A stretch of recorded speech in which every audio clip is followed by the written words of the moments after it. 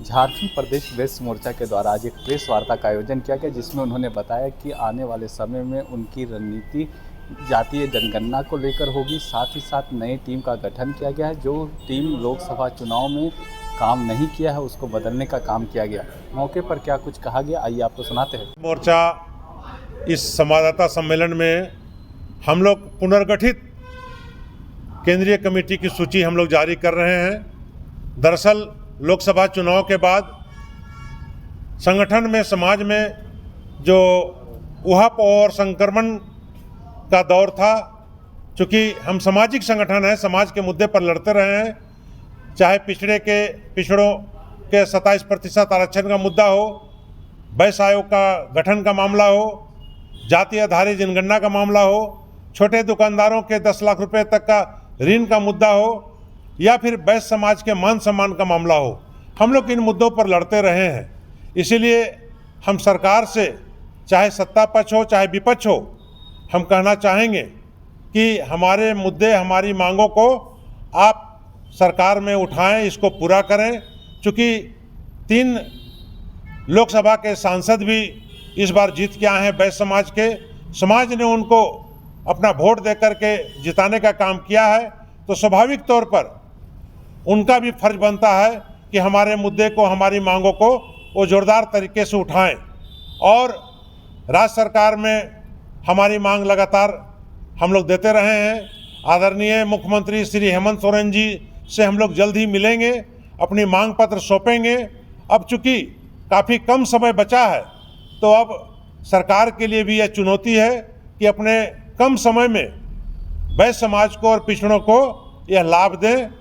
चूँकि सत्ता में बैठे हुए जो दल हैं, उनकी राष्ट्रीय स्तर पर भी लगातार बात होती रही है कि वो पिछड़ों को आरक्षण देंगे, जाति आधारित जनगणना कराएंगे, छोटे दुकानदारों को, व्यवसायियों को उसका लाभ देंगे। तब अवसर आ गया है कि अब वो अपने वादे के मुताबिक पूरा करें।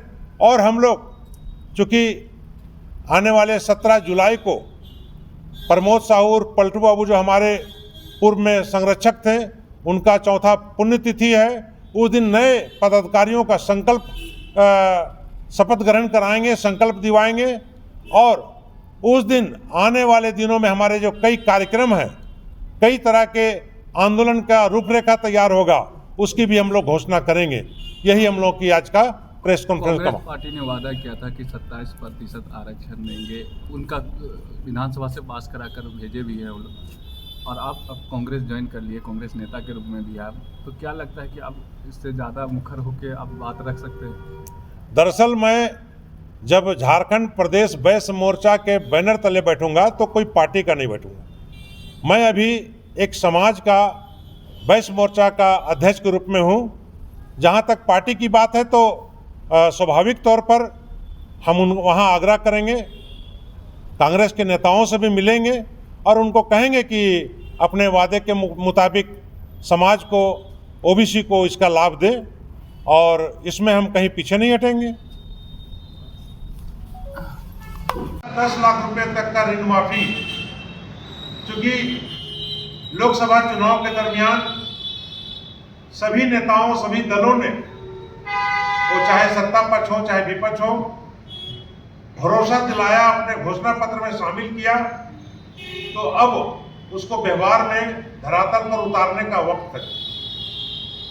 हम राज्य सरकार से भी, माननीय मुख्यमंत्री हेमंत सोरेन से भी आग्रह करते हैं कि आपने वादा किया था पिछले ही चुनाव में कि हमारी सरकार बनेगी तो पिछड़ों को 27% आरक्षण दिया जाएगा। अब चूंकि सरकार का अंतिम समय, अंतिम चरण चल रहा है, मात्र 3.5 माह बचे हैं, तो सरकार के लिए भी चुनौती है। हम आग्रह करेंगे आदरणीय मुख्यमंत्री जी से और कांग्रेस के नेताओं से कि अपने वादे के मुताबिक पिछड़ों को 27% आरक्षण का लाभ दें। हम लोग जल्द ही आदरणीय मुख्यमंत्री जी से और अन्य मंत्रियों से मिलकर के अपनी मांगों को भी सौंपेंगे। और इसके बाद भी हमारी मांगें पूरी नहीं होती है, पिछड़ों को 27% आरक्षण वैश्य आयोग का गठन, जाति आधारित जनगणना कराने और वैश्य समाज के मान सम्मान सुरक्षा पर कोई पहल नहीं होती है, तो हम लोग पूरे राज्य में एक अभियान चलाएंगे, रथ निकालेंगे, इसका व्यापक प्रचार करेंगे और हम उम्मीद करते हैं कि सामाजिक तौर पर हमारे समाज को, पिछड़ों को, चाहे सत्ता पक्ष हो चाहे विपक्ष हो, इसका लाभ देंगे और अपने वादे को पूरा करेंगे। शपथ ग्रहण आगामी 17 जुलाई को रांची में ही करेंगे, क्योंकि 17 जुलाई को हमारे पूर्व के संरक्षक स्वर्गीय प्रमोद साहू उर्फ पलटू बाबू का चौथा पुण्यतिथि है। उस दिन हम लोग शपथ ग्रहण कराएंगे और उस दिन आने वाले दिनों में हमारे क्या कार्यक्रम होंगे, क्या रणनीति होगी, हम कैसे फिर से एक बार आंदोलन के रास्ता पे जाएंगे, हमारा कार्यक्रम क्या होगा, उसकी हम लोग विधिवत घोषणा करेंगे। क्योंकि वैश्य मोर्चा का मानना है कि अभिनंदन से ज्यादा संघर्ष के रास्ते से वैश्य समाज को, ओबीसी को अधिकार मिलेगा।